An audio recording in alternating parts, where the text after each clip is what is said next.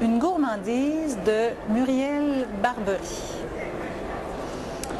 Affalée sur le banc, sous le tilleul, je me réveillais d'une sieste voluptueuse, bercée par le chant des feuilles, et, sous cet auvent de miel sucré, je mordais dans le fruit, je mordais dans la tomate.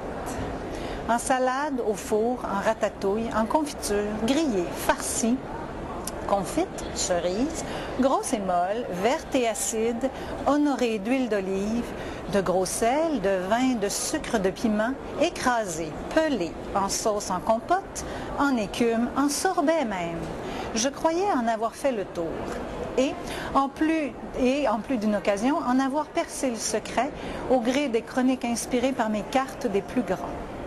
Quel idiot! Quelle pitié! J'ai inventé des mystères là où il n'y en avait pas, et pour justifier un bien pitoyable commerce. Qu'est-ce qu'écrire, fût-ce ces chroniques somptueuses, si elles ne disent rien de la vérité, peu soucieuses du cœur, inféodées qu'elles sont au plaisir de briller?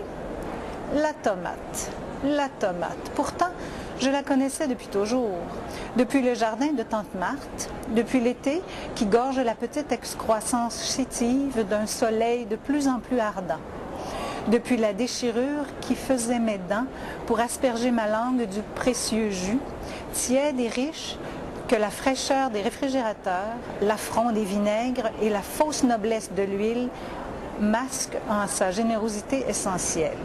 Sucre, eau, fruits, pulpe liquide ou solide, la tomate crue, dévorée dans le jardin, sitôt récoltée, c'est la corne d'abondance des sensations simples, une cascade qui essaime dans la bouche et en réunit tous les plaisirs.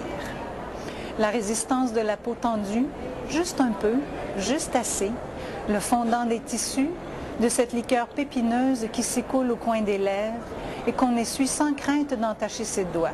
Cette petite boule charnue qui déverse en nous des torrents de nature, voilà la tomate, voilà l'aventure.